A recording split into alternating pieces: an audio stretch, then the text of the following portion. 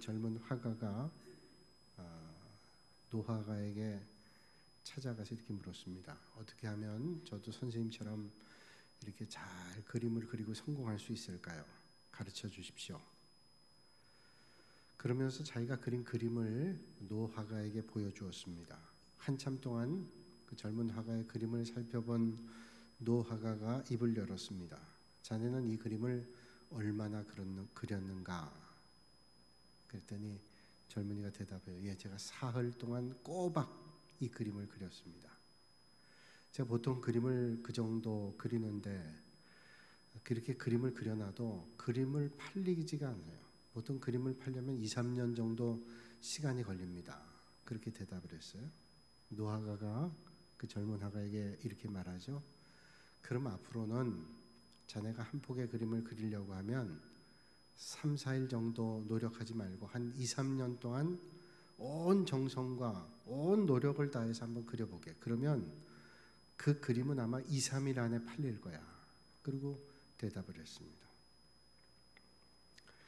유명한 명작은 절대로 쉽게 만들어지질 않습니다.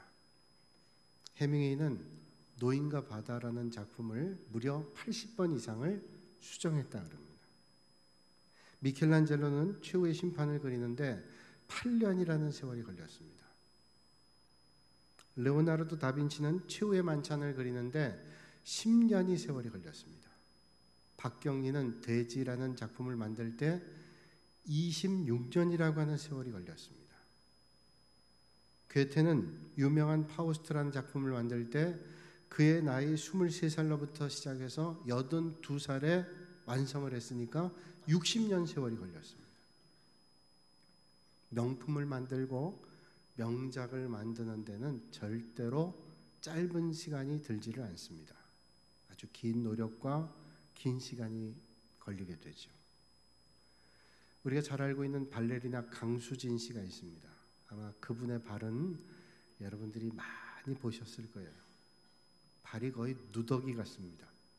근데 이분은 1985년도에 동양인 최초로 스위스 로잔 발레 콩쿠르에서 그랑프리를 했습니다.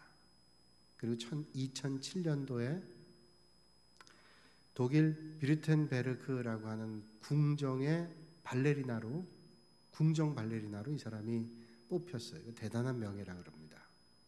근데 이 사람이 얼마나 연습을 하는지 이 사람의 별명이 강철나비라는 별명을 가지고 있어요. 열심히 연습하는 거예요. 하루에 무려 10시간 내지 19시간을 연습한다 그러는데 한 시즌에만 해도 보통 그 토 발레 슈즈를 150컬레를 바꿔 신고 1년이면 1000컬레를 바꿔 신어야 된다 그래요. 그러니까 얼마나 연습을 열심히 하는 겁니다. 우리 믿음이라고 하는 것도 마찬가지예요. 믿음이라고 하는 것이 그냥 단박에 우리의 믿음이 성장이 되는 건 절대로 아닙니다. 예수 그리스도를 믿고 구원받는 일은 틀림이 없지만 구원받은 믿음의 길이 구원받은 것으로 완성되진 않습니다. 우리의 믿음은 아마 이 땅에서는 완성되지 않을 거예요. 주님 나라에 가면 성경이 말한 대로 우리가 예수님같이 되어지게 될 거지만 이 땅에 살면서 우리의 믿음의 길은 날마다 연습을 해야 돼요. 성경은 말하기를 경건에 이르기를 연습해라 이렇게 말씀하는 거예요. 내가 옛날에 많이 연습했기 때문에 이젠 연습 안 해도 됩니다. 그런 믿음은 없습니다. 하나님 나라 갈 때까지 어제 연습하고 오늘 연습하고 내일 또 연습한다는 거예요. 우리가 경건을 연습한다는 말이 조금 이상하게 들릴지 몰라요. 예배 드리는 걸 어떻게 연습이라 그럴 수 있냐. 그 말은 날마다 우리가 하나님 앞에 예배 드리는 훈련, 예배 드림 그게 있어야 된다는 거예요. 그리스도인이라고 하는 이름이 있다 그래서 그리스도인다운 삶을 사는 건 절대로 아닙니다. 그리스도인답게 살려고 하는 경건의 훈련을 날마다 해야 되는 거예요. 다윗도 마찬가지입니다. 그가 언제 왕다운 왕이 됐을까요? 13살에 사무엘 선지자가 와서 기름 부어질 때 그가 왕다운 자격을 갖췄을까요? 그렇지 않습니다. 그가 17년 방랑의 생활을 거친 다음에 그가 하나님 주시는 은혜를 만나고 훈련을 거친 다음에 왕다운 길을 걷게 됐어요. 그리고 계속 하나님 앞에 부르짖고 하나님 앞에 합당한 삶을 살았기 때문에 그가 왕다운 삶을 살았어요. 왕이었음에도 불구하고 여러 가지 어려움을 겪기도 했잖아요. 그러니까 날마다 하나님 앞에 합당한 삶을 살아갈 때 믿음의 길을 걸어갈 수 있는 거예요. 어느 날 감리교 운동의 창시자라고 불리우는 요한 웨슬레 목사님이 기도 중에 깜빡 잠에 들었습니다. 그때 천국에 가는 꿈을 꿨는데 정말로 천국길은 황금길이었습니다. 반짝거리는 황금길을 건너갔는데 저 끝에 천국을 지키고 있는 수문장 천사가, 수위 천사가 있었어요. 그분을 따라서 가다가 물었습니다. 이런 궁금함이 생겼어요. 제가 감리교 운동을 했는데 천국에는 감리교 교인들이 얼마나 됩니까? 천사에게 물었더니 생명책을 뒤적거리더니 감리교인들이 한 사람도 없네 대답을 했어요. 깜짝 놀랐어요. 평생 동안 감리교 신앙운동을 했던 웨슬레가 자기 동역자들이 한 사람도 천국에 없다는 말을 듣고 가슴이 철렁했어요.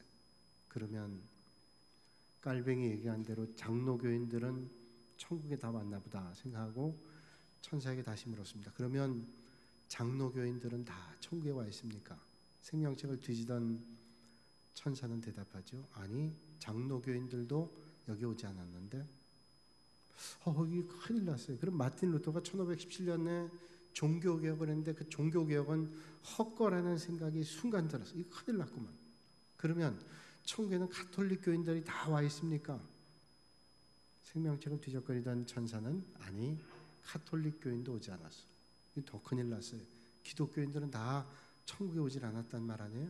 그럼 불교도나 원불교나 무슬림이나 뭐 이런 사람들이 천국에 왔나요? 천사가 책을 덮으면서 말하죠. 예수 그리스도를 믿는 사람이 천국에 왔어. 대답했어요. 여러분, 꼭 기억하실 수 있길 바랍니다. 자격을 얻는 것보다 더 중요한 것은 자격에 합당한 삶을 사는 것이에요. 아무리 어떤 자격, 라이센스를 얻었다 할지라도 합당한 삶을 살아가지 않으면 그 자격은 헛것이다 라고 말하는 거예요.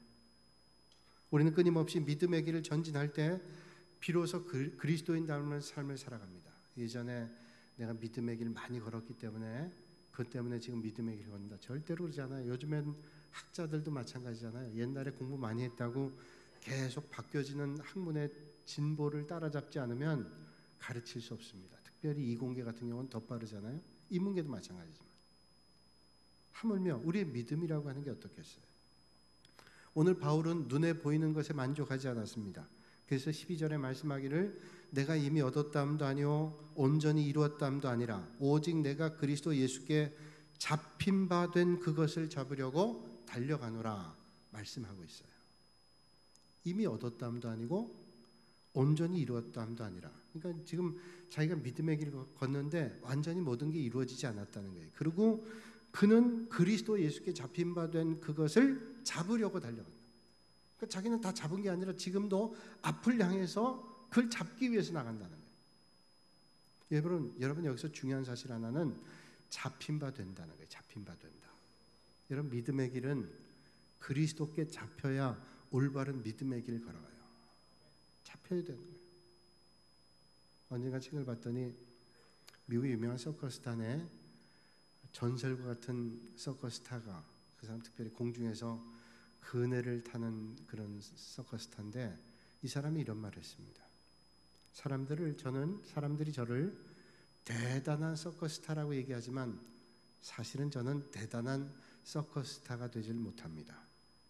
사실은 진짜 스타는 서커스 뒤에 숨어서 내가 그네를 탈 때마다 내 손을 붙잡아주는 조라고 하는 사람, 그 사람이 진짜 스타입니다. 나는 지난 20년 동안 서커스에 그네를 탔지만 제가 그네를 타고 손을 놓는 순간 내 손을 붙잡아주는 사람, 정확한 때 정확한 지점에서 내 손을 붙잡아주는 사람, 그 사람이 없다라면 난 절대로 그네 타기에 성공할 수 없고 바닥에 떨어지고 말았어요. 그 사람이 나는 그네를 타고 가서 손을 뻗기만 하면 정확한 지점에 와서 그 사람이 자기의 팔을 붙잡아서 자기를 그네 타게 한다는 거예요. 진짜 스타는 내가 아니라 조라고 하는 사람이라는 거예요. 여러분 그렇습니다. 우리가 믿음이라고 하는 게 뭘까요? 오늘 우리가 서커스 스타라고 할 때 우리를 붙잡아주는 분 예수 그리스도가 없다면 우리는 아무리 그네를 탄들 성공할 수 없어요. 오늘 우리 인생에 우리의 손을 붙잡아 주시는 그 주님을 만날 때 우리의 인생이 주님의 은혜 가운데 든든하게 서가게 되는 줄로 믿으시길 바랍니다. 주님이 우리를 붙잡아 주셔야 돼요. 레이스톡이라고 하는 전도 설교자가 있습니다. 이 사람이 어떤 지방에 가서 설교하고 많은 분들이 은혜 받았어요. 이제 기차를 타고 떠나려고 그러는데 저 기차역 끝에서 한 젊은 군인 장교가 막 뛰어오는 겁니다. 뛰어와서는 레이스톡 목사님이 있는 창을 두드리는 거예요. 창문 열었더니 목사님 오늘 은혜 많이 받고 제가 구원에 대한 확신을 얻었습니다. 이제 내가 구원받은 제가 어떻게 하면 주님 앞에 온전하게 설 수 있을까요? 그 짧은 순간이지만 목사님이 차창 밖으로 연필 하나를 보여줍니다. 이 연필이 설 수 있겠는가? 짧은 시간이지만 얘기해요. 못 서죠. 쓰러져 버리니까. 그럼 어떻게 서는가를 가르쳐 주는 거예요. 이 연필을 내가 붙잡고 있으면 쓰러지지 않고 서 있을 수 있어. 자네도 마찬가지야. 연필이 혼자로는 절대 쓸 수 없지만 하나님께서 자네를 붙잡아 주면 자네도 든든하게 서가게 될 수가 있지. 깨달았어. 주님께서 나를 붙잡아 주면 설 수 있구나.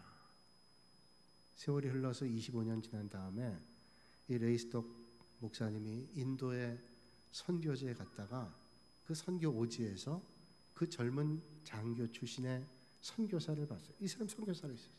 많은 사람들에게 존경과 사랑과 열매를 맺는 그런 선교사님이었어요.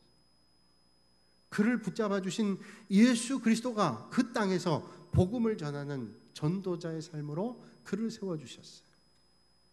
여러분, 오늘 이 아침에 거룩하신 주님 손에 붙잡히실 수 있기를 주님의 이름으로 축복합니다. 말씀에 붙잡히고 하나님의 은혜에 붙잡히실 수 있길 바랍니다. 바울은 하나님의 은혜에 붙잡을 때 그가 주님의 일을 감당할 수 있었어요. 제가 부산 살 때 해운대에서 기장으로 넘어가다 보면 기장군에 그 철물점 하나가 있는데 그 스톱파이프가 이렇게 있어요. 큰 스톱파이프가 이렇게 있는데 이 밑에가 연결이 안 돼 있어요. 그리고 물이 막 콸콸콸콸 나오는 거예요. 그게 지날 때마다 마술 같아요. 왜냐하면 이게 스톱파이프가 연결되는데 물이 콸콸콸콸 나오는데 연결된 게 없어요. 근데 저는 답을 알아요. 보이긴 이상해도. 왜냐하면 물이 콸콸콸 나오는 그 가운데 분명히 스톱파이프가 연결되어 있기 때문이에요.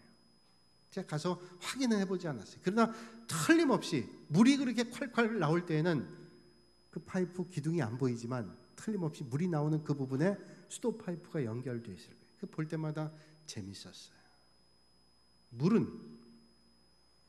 물이 나오게 하려면 반드시 수도꼭지에 연결된 파이프에서 물이 나오게 돼요. 그런데 수도 파이프가 아무리 길게 되어 있다 할지라도 수원지에 연결되어 있지 않으면 물이 나올 수 없어요.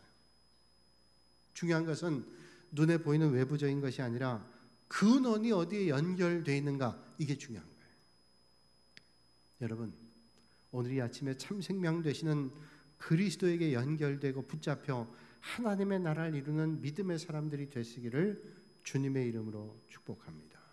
주님이 붙잡아 주시지 않으면 절대로 하나님의 귀한 일들을 감당할 수 없고 하나님의 역사를 이루어 나갈 수 없습니다. 눈이 많이 오는 날 아빠하고 딸이 산책을 나갔어요. 눈 보기 위해서 산책 나갔어요.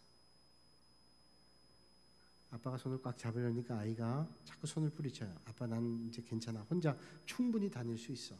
아빠 꽉 잡는 거예요. 놔버렸어요. 혼자 막 뛰어갑니다. 나는 혼자 이제 걸을 수 있어요.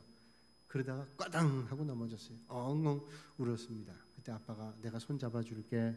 나와 함께 가자. 그때 이 아이가 얘기하는 거예요. 아빠 손 한 가락만 주시면 돼요. 내가 손가락 하나만 내가 붙잡고 가도 돼요. 손가락 하나만 잡다가 딱 손이 미끄러지면서 넘어졌어요. 또 꽈당했어요. 그때 아버지가 이 아이의 손을 꽉 잡아줬어요. 그제야 이 아이가 올바로 아무리 미끄러운 길을 간다 할지라도 아빠의 손을 붙잡고 있는 이상 넘어지지 않았어요. 우린 때때로 이 딸처럼 생각할 때 있어요. 하나님, 우리는 하나님 없어도 지금 충분히 살아갈 수 있어요. 말은 그렇게 안 해도 생각으로는 그렇게 생각하는 거예요. 어떤 때는 하나님, 내가 손가락 하나만 주시면 됩니다. 그것만 붙잡으면 돼요. 그러다 넘어집니다. 실패합니다. 믿음이라는 게 뭐예요? 믿음은 주님의 손에 붙잡히는 거예요. 눈을 크게 뜨고 여러분들 곁을 보세요. 주님께서 손을 내밀어서 우리를 붙잡기를 원하시는 거예요. 손을 내밀기만 하면 그 주님의 손길을 우리는 붙잡을 수 있게 될 줄로 믿습니다. 잠언 16장 3절에 말씀하죠. 너희 행사를 여호와께 맡기라. 그리하면 네가 경영하는 것이 이루어지리라. 하나님께 맡기면 하나님이 이루어 주신다는 거예요. 하나님이 우리를 붙잡지 않으면 우리는 하나님의 일을 할 수도 없고, 하나님이 맡겨주신 은혜 없이는 하나님의 일들을 감당할 수도 없습니다. 야곱을 보세요. 야곱이 하나님 축복의 약속을 받았지만 자기 마음대로 해요. 그래서 결국은 그가 얻을 건 얻었다고 생각했지만 형의 미움받고 도망자의 삶을 살죠. 그런데 그가 그 절망의 순간에 형이 군사를 데리고 온다는 얘기를 듣고 그 순간 하나님 앞에 엎드려 기도합니다. 야복 강가에서 하나님 앞에 목숨 걸고 기도해요. 그 야복 강가에서 하나님의 손길을 붙잡게 됩니다. 붙잡으시는 주님의 은혜를 만나게 돼요. 이집트 왕자였던 모세는 40세 그의 인생의 최고의 절정기였어요. 애굽의 궁정에서 교육받고 최고의 높은 자리에 있었습니다. 그러나 그가 자기의 의와 혈기를 믿고 나갔을 때 아무런 일도 그는 감당할 수 없었어요. 오히려 애굽 사람을 죽여서 도망자가 되잖아요. 한참 처절한 삶을 살아요. 그러나 그가 80세 미디안 광야에서 아무것도 쓸데없는 보잘것없는 인생이라고 생각할 때 주님께서 그를 붙잡아 주셔서 그로 하여금 특별한 인생으로 쓰임받게 하셨어요. 여러분, 오늘 이 아침에 믿음의 사람은 하나님께 붙잡힌 바 돼야 돼요. 여러분, 미디안 광야든 아니면 야복 강가든 다메섹 도상과 같은 하나님의 은혜를 만나던 자리든 하나님 앞에 붙잡히는 믿음의 자리들이 되시기를 주님의 이름으로 축원합니다. 바울은 하나님을 붙잡기에 애썼던 사람이에요. 바울은 하나님 붙잡기에 애썼던 사람이에요. 율법으로 애썼던 사람, 열심으로 교회를 핍박했습니다. 그는 하나님을 위해서 산다고 생각했어요. 그런데 다메섹 도상에서 주님을 만났을 때 주님이 바울에게 뭐라 그러셨어요? 왜 너는 나를 핍박하느냐? 말씀해요. 나는 주님을 위해서 한다고 했는데 주님은 왜 나를 핍박하느냐고 말씀해요. 뭘 얘기해요? 하나님을 위한 열심이라고 생각했는데 그게 하나님의 일에 걸림돌이었어요. 나는 이게 열심이라고, 이게 하나님의 영광을 위해서 한다고 했는데 하나님의 영광은커녕 걸림돌이었어요. 그래서 주님이 넌 왜 나를 핍박하느냐? 라고 말씀하시는 거예요. 열심이 중요해요. 그러나 더 중요한 것은 올바른 열심, 하나님께서 원하시는 열심을 다하실 수 있기를 주님의 이름으로 축원합니다. 두메 산골에서 화전밀의 딸로 자라서 농사 짓는 일이 전부였던 아이가 이제 커서 도시로 나왔어요. 할 일이 없으니까 어떤 가정이 가정부 일을 했습니다. 그 집에 턱 일하러 갔는데 마당에 들어가면서부터 일거리가 너무 많은 거예요. 얼마나 풀들이 많은지 이거 다 내 일거리라는 생각이 드는 거예요. 한 사나흘 지난 다음에 주인이 나간 다음에 생각했습니다. 이거 어차피 내가 해야 될 일인데 칭찬받으며 하자 그래서 쇠고챙이를 가지고 풀들을 다 이제 정리했어요. 근데 오후에 이제 온종일 했는데 저녁 때 주인이 와서는 깜짝 놀란 거예요. 왜냐하면 자기가 열심히 갖고 놓은 잔디를 다 뽑아놓은 겁니다. 얘는 그걸 몰라요. 잔디를 갖고 놓은 건지 화초를 갖고 온 건지 모르고 다 뽑았어요. 열심히 했는데 그 열심히 주인이 원하는 것과 정반대를 했어요. 여러분, 열심보다 더 중요한 게 방향이라는 거예요. 하나님 주시는 말씀의 깨달음과 은혜를 가지고 하나님 기뻐하시는 믿음의 길 걸으실 수 있기를 주님의 이름으로 축복합니다. 그럴 때 그 열심이 하나님 앞에 인정받는 거예요. 네가 잘했다, 착하고 충성된 종아, 하나님이 인정하시는 거예요. 그러면 어떤 사람이 하나님께 인정받을까요? 우리가 하나님의 일을 하면서 하나님 앞에 인정도 못 받으면 그것처럼 헛된 일이 어디 있어요? 언젠가 저희 아이가 묻더라고요. 죽었는데 천국이 없으면 어떻게 해? 제가 지체 없이 대답했어요. 그러면 정말로 불쌍한 사람이지. 평생을 예수 믿었는데 천국이 없어요. 그럼 불쌍한 사람이에요. 그런데 성경은 말씀하잖아요. 예수 믿고 죽으면 영원한 하나님 나라가 우리에게 있다고. 성경을 우리는 믿으니까 확신하는 거예요. 우리가 열심히 주님을 위한다고 했는데 하나님 앞에 갔을 때 그 열심이 헛된 거라면 뭐라 그러겠어요? 어떻게 하면 하나님 앞에 인정받게 될까요? 성경은 말하기를 자기가 죄인인 줄 아는 사람을 하나님이 인정하신대요. 이 의외로운 일이에요? 의외예요? 그러면 성경 말하기를 의인은 없나니 하나도 없다는 거예요. 아무리 의로운 것 같아도 의로운 사람은 아무도 없대요. 그저 그거예요 다. 그러니까 아무리 선한 일을 많이 해도 자신을 드러내지 않는 사람, 아무리 경건해도 다른 사람을 비난하지 않는 사람, 자기의 몸을 불사르기까지 헌신한다 할지라도 그 헌신을 자랑하지 않는 사람, 그 사람을 하나님께서는 의롭다고 인정하신다는 거예요. 노노의 자공이 공자에게 물었습니다. 온 동네 사람이 어떤 사람을 훌륭하다고 말한다면 그 사람은 훌륭합니까? 물었어요. 그랬더니 공자가 아니라고 대답했어요. 그러면 나쁜 사람들이 나쁘다고 말하면 그 사람은 정말 나쁜 사람입니까? 아니, 공자가 또 아니라고 얘기하는 거예요. 그러면서 공자 이런 말을 했습니다. 훌륭한 사람이 그 사람을 훌륭하다고 얘기하면 그 사람은 훌륭한 사람이야.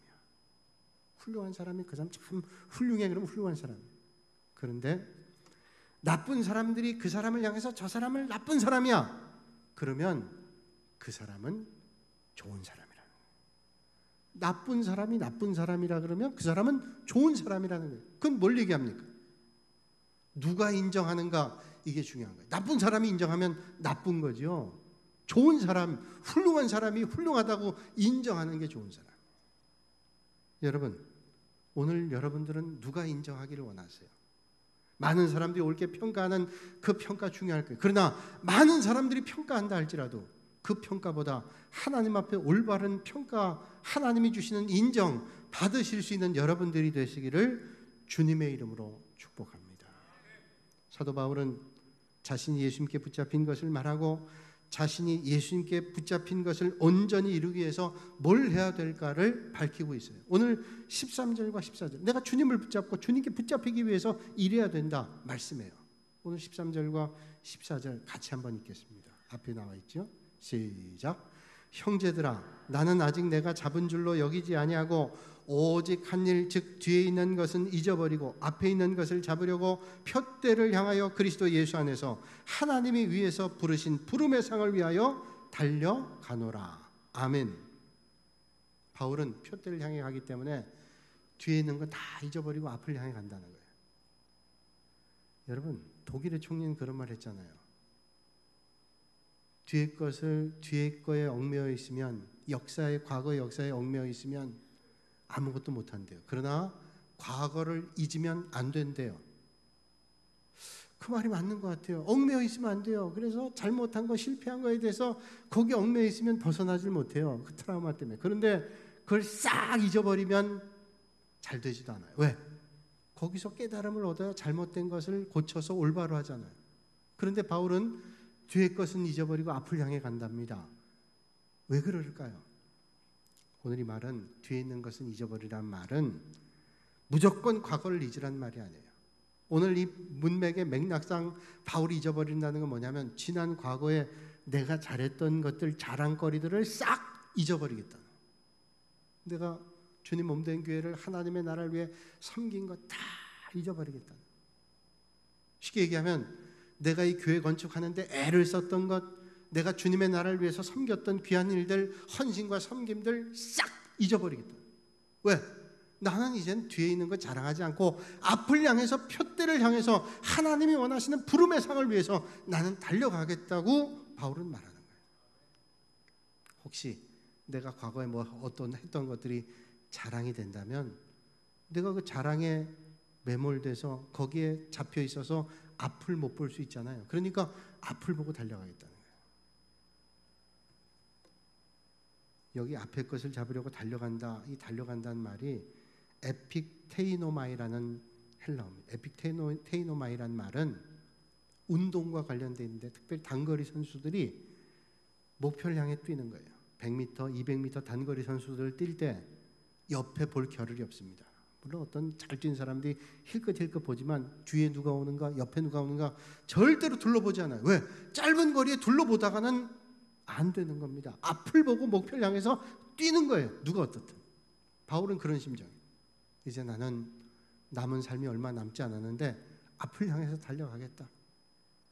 결승점만 보고 달리고 또 달리겠다는 거예요.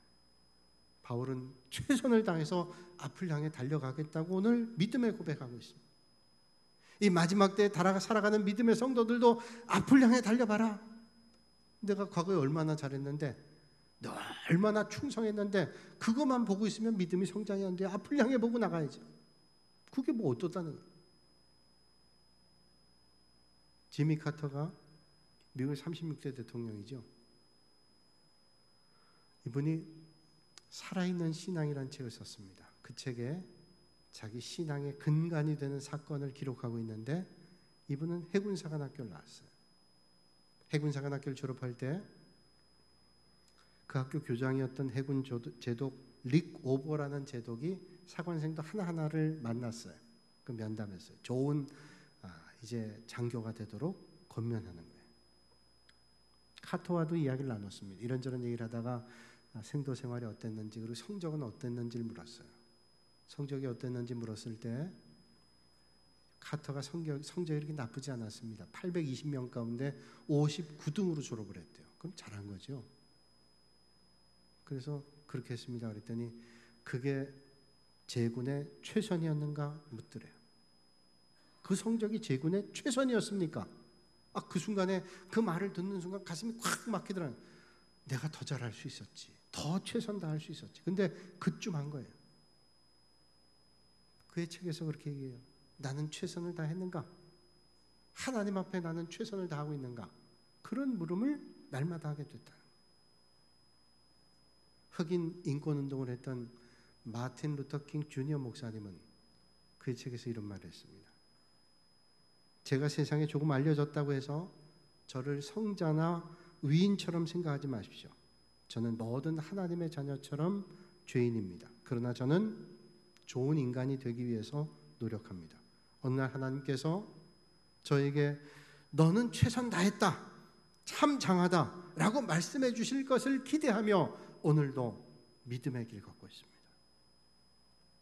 사랑하는 여러분, 오늘 우리가 최선을 다해 믿음의 길을 달릴 때 마지막 꼬린 지점에서 주님께서 우리를 만나주시고 말씀하실 거예요. 넌 최선 다했어. 그리고 칭찬의 말씀을 저와 여러분들이 받으실 수 있기를 주님의 이름으로 축원합니다. 이제 말씀 마칠게요. 중국의 큰 부자가 마차로 세계 여행을 합니다. 마차를 타고 가는데 어떤 지역에 잠깐 쉬는데 그 마을 사람들이 이 여행하는 부자에게 물었어요. 지금 어디로 가고 계십니까? 대답하죠. 초나라로 갑니다. 그래요? 초나라로 가려면 이쪽으로 가면 안 됩니다. 지금 북쪽으로 가고 계신데 남쪽으로 가야 초나라로 갑니다. 그때 대답을 했어요. 부자가. 걱정하지 마세요. 이 말은 보통 말이 아닙니다. 그러니까 충분히 거꾸로 가도 갈 수 있다는 거예요. 이 말은 훌륭한 말이니까 잘 달립니다. 그 지역에 있는 사람이 그래도 이거 반대로 가니까 갈 수 없습니다. 아무리 말이 뛰어나도 그렇죠. 그럼 못 갑니다. 그랬더니 또 얘기해요. 저는 여비가 충분해요. 돈 많습니다. 아무리 돌아서라도 전 갈 수 있어요. 그래요? 돈이 많고 말이 좋아도 너무 그건 무리한 일인데요. 또 얘기하는 거예요. 우리 마부가 얼마나 뛰어난지요. 이렇게 가면 지름길로 갈 거예요. 그러니까 걱정 안 하셔도 됩니다. 말도 뛰어나 마부도 뛰어나 여비도 충분해. 그러니까 충분히 갈 수 있습니다. 그런데 여러분, 아무리 말이 뛰어나고 아무리 마부가 훌륭하고 여비가 많다 할지라도 여행하고자 하는 초나라와 정반대로 가면 방향이 틀리면 절대로 목적지에 다다를 수 없어요. 오늘 주님 말씀하시잖아요. 표대를 향해서 그리스도 예수 안에서 하나님이 위해서 부르신 부름의 상을 위하여 달려가노라. 달려가요. 단거리 선수처럼 달려갑니다. 목표를 향해서 다른 걸 볼 거 없어요. 주님의 목적을 위해서 달려가는 거예요. 여러분, 뭘 자랑하고 사세요? 어떤 걸 목표로 살아가고 계십니까? 물질? 학력? 여러분의 권세? 그것 때문에 목적지에 다 다다를 거라고 착각하고 있다면, 방향이 틀리면 목표에 절대로 다다를 수 없어요. 배설물 같은 세상의 것들 자랑하지 말고 쓰레기 같은 것들에 목숨 걸지 마시고 바울과 같이 위에서 부르신 부름의 상을 위하여 오늘 최선을 다해 달려가는 여러분들이 되시기를 주님의 이름으로 축원합니다. 거룩하신 아버지 하나님, 오늘도 이 아침에 저희를 주님 전으로 불러주시고 하나님을 예배할 수 있도록 은혜 주시니 감사합니다. 허탄한 것에 우리의 마음을 빼앗기지 않고 영원한 하나님 나라를 바라보며 목표를 향하여 다름질하는 바울과 같이 오늘도 하나님께서 맡겨주신 사명을 위해 끝까지 다름질하는 믿음의 사람 되게 하여 주시옵소서. 예수님의 이름으로 기도하옵나이다.